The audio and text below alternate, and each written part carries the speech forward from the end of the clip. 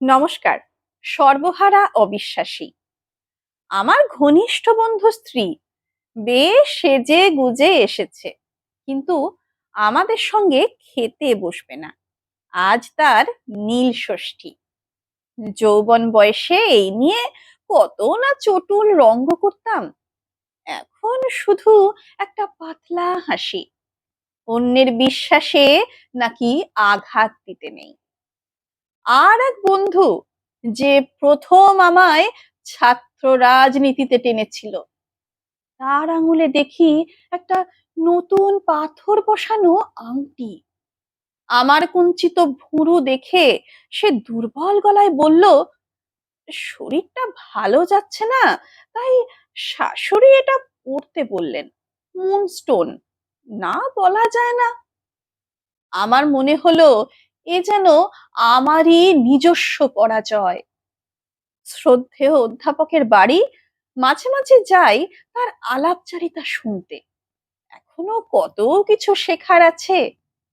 আজই প্রথম দেখলাম তার দরজার পেছন দিকে গণেশের মূর্তি আটকানো।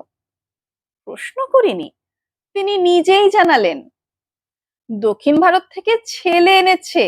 কি দারুণ কাজ না?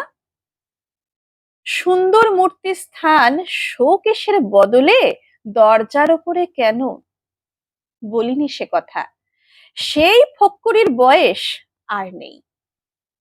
বয়স হয়েছে, তাই হেরে যাচ্ছি, অনবরত হেরে যাচ্ছি। অন্যের বিশ্বাসে আঘাত দিতে নেই, অন্যের বিশ্বাসে আঘাত দিতে নেই। চতুর্দিকে এত বিশ্বাস দিন দিন বেড়ে যাচ্ছে। কত রকম বিশ্বাস।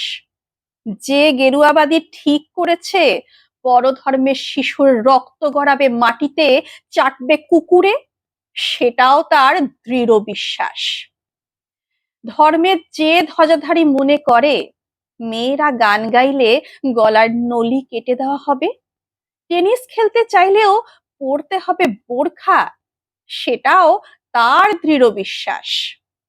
যে পেটে বোমা বেঁধে যাচ্ছে ধ্বংসের দিকে, যে পেশি ফুলিয়ে দেতো হাসি হেসে পদানত করতে চাইছে গোটা বিশ্বকে, এরা সবাই তো বিশ্বাসীর দল।